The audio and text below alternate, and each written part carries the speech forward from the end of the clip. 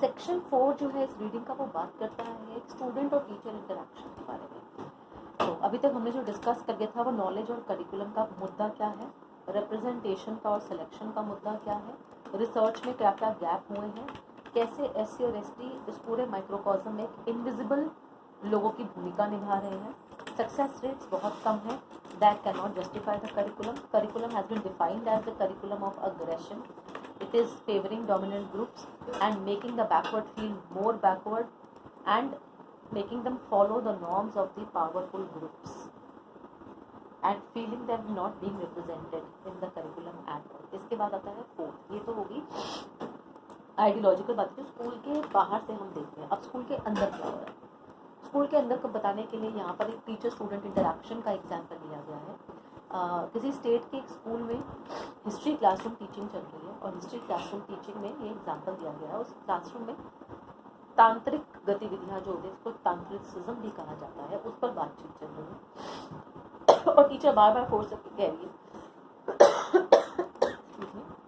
और ये answer question answer की फॉर्म में बच्चों से बुलवा भी रही है कि तांत्रिसिज्म कौन फॉलो करते थे, ट्राइबल्स फॉलो करते थे, वो ऑर्थोडॉक्स होते हैं, इसलिए ट्राइबल्स तांत्रिक विद्याएं फॉलो करते थे, वो ऑर्थोडॉक्स होते हैं, वो बलि चढ़ाते हैं। और ब्राह्मण्स ने तांत्रिक विद्या ट्राइबल से सीखी है। और इस पूरे इंटरेक्शन में क्लास में एक एससी और एक एसटी बच्चा बैठा है और उस एसटी बच्चे से इन सवालों के, जब टीचर चैप्टर पढ़ा देती है, इन सवालों के जवाब पूछे जाते हैं। चलो तुम बताओ, पहले टीचर इंग्लिश में जब क्वेश्चन पूछती है तो उसको लगता है ये तो एसटी बच्चे को इंग्लिश में जवाब नहीं दे पाएगा, तो वो फिर हिंदी में क्वेश्चन को रिफ्रेम करके पूछती हैं। लेकिन we need to understand the child is not able to answer any question. पहली चीज लैंग्वेज का बैरियर हो सकता है। Secondly there was something which was in conflict with his background. The study was on the tantricism and it was elicited कि tantricism is followed by tribals, the Brahmans have learned Tantricism from the tribals. So we need to understand the conflict the child is going through right now. तो ये उसका पूरा interaction कैसे कैसे build होती है page number 339 से 340 पर दे रखा है कि टीचर क्या सवाल पूछ रही है। कुछ बच्चे जो लड़कियां हैं क्लास में वो ज़्यादा जवाब दे रही हैं, लड़के कम जवाब दे रहे हैं और ये एससी एसटी बच्चे तो बिल्कुल जवाब नहीं दे रहे हैं। तो ये पूरा आर्ग्यूमेंट इन्होंने मिलकर है। तो कृष्ण कुमार इस आर्ग्यूमेंट को कैसे समझा रहे हैं वो स्टार्ट होता है पेज नंबर 341 से। तो पेज नंबर 341 में जो फर्स्ट पैराग्राफ है, in the following discussion of this interactional data I would like to focus on the ST boy. तो the first point, he will discuss this issue in the 3 ways. ठीक है, in 3 ways he will discuss the issue. The first is the issue of the language, the second is the meaning of the entire situation और the entire content and the third is the norms, right.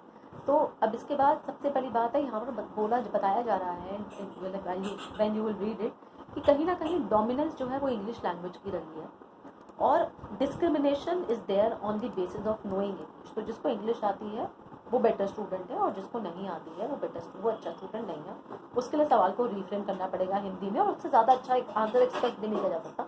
अगर वो minimum कुछ answer दे देते हैं तो भी well enough है उनके लिए, दैट इज़ गुड इनफ कि भाई इन्होंने इतना आंसर दे दिया है, ये हिंदी मीडियम के बच्चे हैं। तो पहली चीज़ तो ये निकल कर आती है for these children who are minority right now.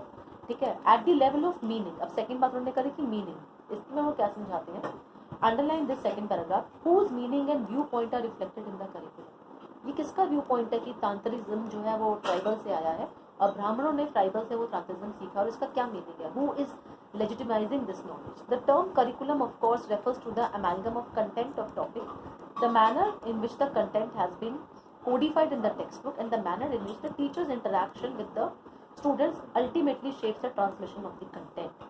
3 बातें हैं। पहली बात तो है कि सबसे पहले जो है जो भी कंटेंट है उसमें 2-3 बातों का अमेलगमेशन होता है। एक तो किस तरह की भाषा से उसको टेक्स्ट बुक में कोड करा गया है, राइट। और उसके बाद टीचर का इंटरेक्शन, उस टीचर की अपनी समझ क्या उस कंटेंट को लेकर। बहुत इंपॉर्टेंट हिस्सा है कि टीचर का इंटरेक्शन बच्चों के साथ कैसा है उस कंटेंट को ट्रांसैक्ट करने के लिए। That is where the difference comes. Now if I am also discussing something in the class और मैं अपने क्लास के रिलीजियस सेंटिमेंट्स को भी डाइवर्स ग्रुप्स उनको ध्यान में नहीं रखती हूँ तो ऑब्वियसली मैं बहुत इनसेंसिटिव टीचर मानी जाऊँगी। तो यू मस्ट हैव सीन कि जब हम क्लास में डिस्कशंस करते हैं वी ट्राई टू कोट कि हम कहीं भी किसी भी रिलीजन या पॉलिटिकल आइडियोलॉजी को रिप्रेजेंट नहीं कर रहे हैं हमारे लेक्चर में, हम सिर्फ आपको जो है बहुत सारे पर्सपेक्टिव समझा रहे हैं। तो जब हम कहीं ना कहीं मिशनरीज की बात करते थे, ब्रिटिशर्स की, तो वी फील कि those who have been benefited by those missionaries should not feel offended, right. अगर हम कहीं ना कहीं बात करते हैं रिजर्व सेक्शन ऑफ सोसाइटी की, तो रिजर्वेशन से कुछ लोगों को दिक्कत है और कुछ लोगों को ज़रूरत है, तो हम अपनी क्लास में कोशिश करते हैं कि हम दोनों को साथ में लेकर चलें। तो ये जो ट्रांजैक्शन करिकुलम का है, ये मेरे या आपके सेंसिटिव होने पर बहुत डिपेंड करता है कि मैं कैसे कंटेंट को ट्रांजैक्ट कर रही हूँ। तो we take into consideration the sentiments of each and every person, each and every child who is sitting in the class. School level में ये चीज़ बिल्कुल भी नहीं होती है। The content is being transacted as it is given in the textbooks. So there the role of teacher is should be there. लेकिन वो teacher training programmes जो हैं और जो भी इंडक्शन प्रोग्राम स्कूल में होते हैं, वो सारे कन्वेंशनल मेथड्स की तरफ ही पॉइंट आउट करते हैं। इसलिए टीचर्स भी बहुत ज़्यादा फ्लेक्सिबल नहीं होती हैं चेंजेस के लिए। तो इसलिए you can even underline the last few lines of the paragraph that all critical as well as constructive action is confined to the textbook, the roles played by teacher and the students and the conventions of pedagogy they follow. Out of the habit or spontaneously they are totally ignored. तो कोई spontaneous activity तो ignored है. Conventional activities are welcome. So the conventions I am referring to here is the wider rubric of curriculum. They are learned by teacher during their teacher training programs, during their induction programs, और वो उन्हीं norms को follow करती है, right? तो कोई भी changes नहीं होता। तो ये बच्चों का रिप्रेजेंटेशन अगर टेक्स्ट बुक में नहीं हुआ, तो ट्रांजैक्शन के थ्रू जो चीज़ें टीचर कर सकती है या कर सकता है वो भी नहीं हो रही है। तो इसलिए फोर्थ सेक्शन में ट्रांजैक्शन के ऊपर बहुत बात की गई है कि अगर करिकुलम में कहीं ना कहीं लैग है, तो टीचर उस कमी को पूरा कर सकती है या कर सकता है अपनी पेडागोजी के through, but this is not happening. That is why I said कि जब हम करिकुलम की बात करेंगे, पेडागोजी उस करिकुलम का बहुत अहम हिस्सा होगी। तभी आपका वो जो असाइनमेंट था उसमें मैंने फोकस करा था कि आप जो मटेरियल्स यूज़ कर रहे हैं, जो पेडागोजी यूज़ कर रही हैं, वो भी आपकी करिकुलम इवैल्यूएशन का हिस्सा है, because that is a part of the curriculum, right. तो इसके बाद नेक्स्ट पेज पर आएंगे तो हिस्ट्री के एग्जाम्पल को उन्होंने और एक्सप्लेन करा है। This is on page number 342 कि हिस्ट्री में किस तरह से फैक्ट्स को प्रेजेंट करना चाहिए। खाली फैक्ट्स की तरह नहीं प्रेजेंट करना चाहिए, उसमें व्यू पॉइंट देने चाहिए कि हिस्टोरियन जो है उसका व्यू पॉइंट क्या है, एक्चुअल में फैक्ट्स क्या हैं, बच्चों का कई व्यू पॉइंट हो सकता है, टीचर का इस पर क्या व्यू पॉइंट है। तो हिस्ट्री बहुत ही डिस्कशंस के साथ पढ़ाई जा सकती है, नॉट जस्ट एज कि गुप्ता इस पीरियड तक हमारे पे राज हमारी कंट्री पे गुप्ता पीरियड ये टाइम पे था, मुगल पीरियड ये वाले टाइम पर था, मौर्यंस का ये वाला टाइम था। It should not be represented like that facts. It should be a very interactive mode, and wherein there are different viewpoints. There are viewpoints of the historian, there are viewpoint of the contemporary Indian thinkers, right? So contemporary Indian thinkers history के बारे में क्या सोच रहे हैं, बच्चे history के उस टॉपिक के बारे में क्या सोच रहे हैं, जिस हिस्टोरियन ने उसके बारे में लिखा है वो उसके बारे में क्या सोच रहे हैं। तो there can be lot of things discussion on this history topic. तो पेज 342 पर ही पूरा डिस्कशन कर रखा है, और 343 जो है इन्हीं तरह के और एग्जाम्पल्स के थ्रू डील करता है, और क्लासरूम सिचुएशंस बता रखी हैं, उनमें डिस्कशंस हैं, उनको एनालाइज करा हुआ है। तो यू कैन रीड दैट। मैंने आपको एक एग्जांपल समझा दिया कि क्या होना चाहिए, कृष्ण कुमार का प्रोफेसर कृष्ण कुमार का मतलब क्या है, इन क्लासरूम इंटरेक्शंस को देखने का, इनको समझाने का, what is the need of it, because we are seeing everything from the point of view of curriculum and something which is happening outside the classroom. इसलिए सेक्शन इंपॉर्टेंट था कि इसमें इंटरेक्शंस की बात हो रही थी कि क्लासरूम में इंटरेक्शंस क्या होती है, ठीक है। इसके बाद पेज नंबर 345 पे कंक्लूजन दे रखा है। वो कंक्लूजन यू कैन रीड, हम ऑलमोस्ट सबसे डिस्कस करते हुए आ रहे हैं।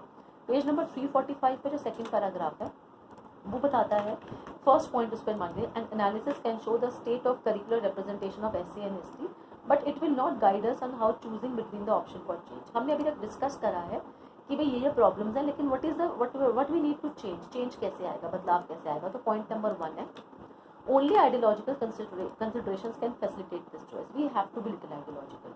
We have to look at the things from like an ideologist also, because practically her situation का सोल्यूशन यहाँ पे नहीं निकल सकता, क्योंकि प्रैक्टिकल जो डोमिनेंट ग्रुप वो है, पावरफुल ग्रुप है, और उसकी नॉलेज तो करिकुलम का हिस्सा है ही। हमें आइडियोलॉजिकली देखना पड़ेगा कि जो माइनॉरिटी में है उनका भी representation. This is a very ideological situation that I am representing a minority with in the majority, right. So there are two main options, separate curriculum और reorganization of the common curriculum। तो separate curriculum बनाया जाए या उसी curriculum की reorganization की जाए। उसके लिए उन्होंने कुछ example दे रखे हैं कि pros and cons क्या हो सकता है। अगर हम separate curriculum बनाते हैं तो हम बोल देंगे कि ये curriculum सिर्फ इन लोगों के लिए relevant है, वो भी गलत होगा। और रीऑर्गेनाइजेशन करें तो डोमिनेंट ग्रुप से इफेक्ट हो जाते हैं। तो we need to find the middle path कि यस अगर सेपरेट करिकुलम बन भी रहा है तो वो सिर्फ उनके लिए रेलिवेंट नहीं होगा एससी और एसटी के लिए, वो रेलिवेंट होगा एंटायर कम्युनिटी के लिए जिसमें डोमिनेंट ग्रुप भी हिस्सा है, राइट।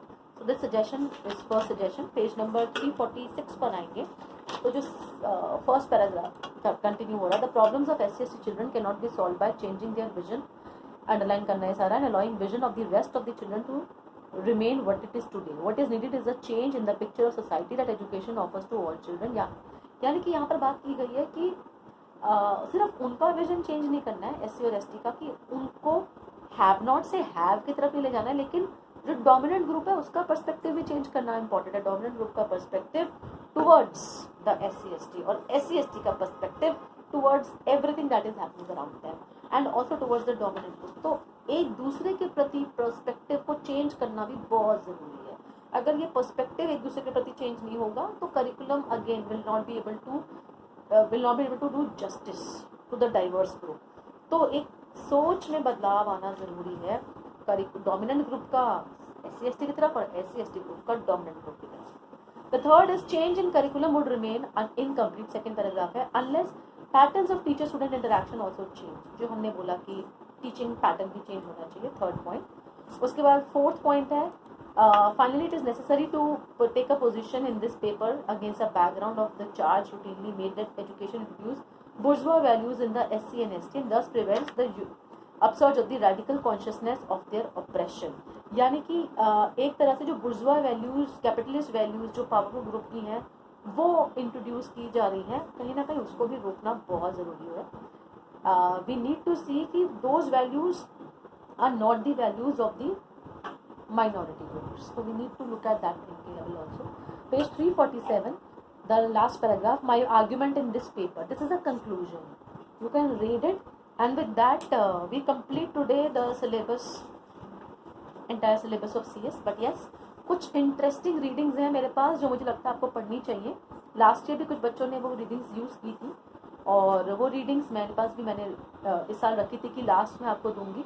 वो रीडिंग्स जो हैं आपको अब ये नहीं सोचना है कि ये तो क्लास में डिस्कस नहीं हुई है, एक्चुअली उन सब रीडिंग्स से सब कुछ डिस्कस हो चुका है। जितना आपने पढ़ा है उन सब का एक तरह से जिस्ट, कंक्लूजन, समिंग अप उन रीडिंग्स के थ्रू हो जाता है। तो वो मैं गूगल क्लासरूम पे कुछ और रीडिंग्स शेयर करूँगी, do read to them and I am in touch with Kritika. Soon I will try to have an interactive class with all of you. Till then, all the best. Your syllabus is today over, so please keep on studying and do share your doubts. Thank you.